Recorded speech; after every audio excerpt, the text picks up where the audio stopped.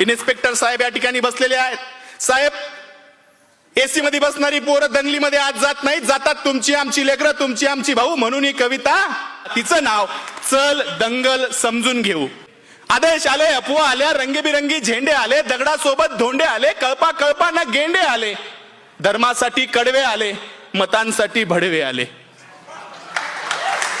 दंगल पेटली, घरं पेटले, दंगल पेटली, घरं पेटले, हलक्या मेंदूचे पेटून उठले, गाड्या तुटल्या, काचा फुटल्या, यात माणसांचं मरण झालं, ब्रेकिंग न्यूजला कारण झालं, पत्रकार घटनेच्या खोलात गेले, घटनास्थळीचे जेलात गेले.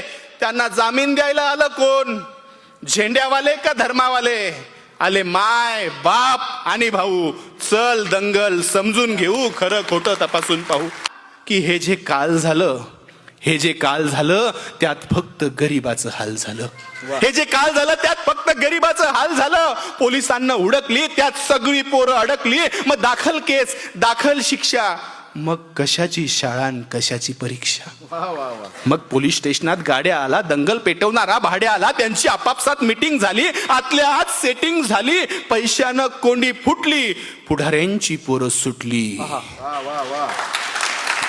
असं सगळं घडतं दंगलीच्या भोवताल, असं सगळं घडतं दंगलीच्या भोवताल.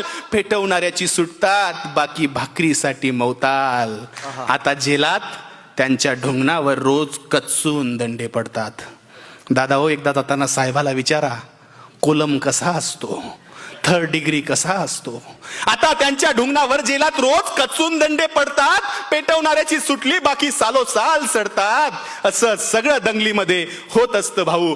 चल दंगल समजून घेऊ, खरं खोटं तपासून पाहू.